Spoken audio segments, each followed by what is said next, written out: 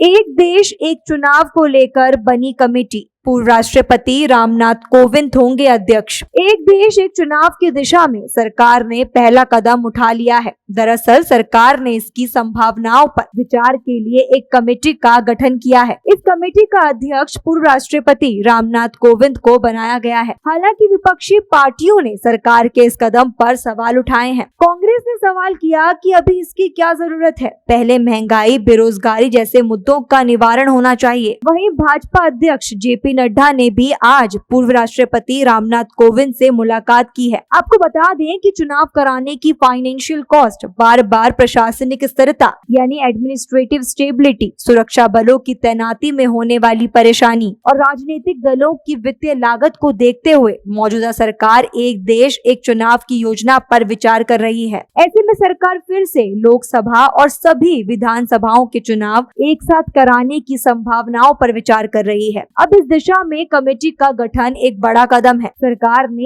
एक देश एक चुनाव की संभावनाओं पर विचार के लिए कमेटी का गठन कर दिया है। हालांकि सरकार के लिए भी इस फैसले को लागू करना और इस संबंध में कानून बनाना आसान नहीं होगा। दरअसल एक साथ चुनाव कराने के लिए कई विधानसभाओं के कार्यकाल में मनमाने ढंग से कटौती करनी पड़ेगी, जिसका विरोध होना तय है। राजनीति के जानकारों का मानना है कि एक देश एक चुनाव अगर देश में लागू हो जाता है तो इसका सबसे ज्यादा नुकसान क्षेत्रीय दलों को होगा। दरअसल लोकसभा चुनाव में आमतौर पर मतदाता राष्ट्रीय मुद्दों के आधार पर और राष्ट्रीय पार्टी को वोट देना पसंद करते हैं। ऐसे में अगर लोकसभा चुनाव के साथ ही विधानसभा चुनाव होंगे तो हो सकता है कि क्षेत्रीय दलों को इसका नुकसान झेलना पड़े। एक देश एक चुनाव को लेकर बनी कमेटी पर विपक्ष की चिंताओं पर संसदीय कार्य मंत्री प्रहलाद जोशी ने कहा कि अभी तो समिति बनी है, इतना घबराने की बात क्या है। समिति की रिपोर्ट आएगी, फिर पब्लिक डोमेन में चर्चा होगी, संसद में चर्चा होगी, इसमें घबराने की बात क्या है। अभी बस समिति बनाई गई है, इसका ये मतलब नहीं है कि ये कल से ही हो जाएगा।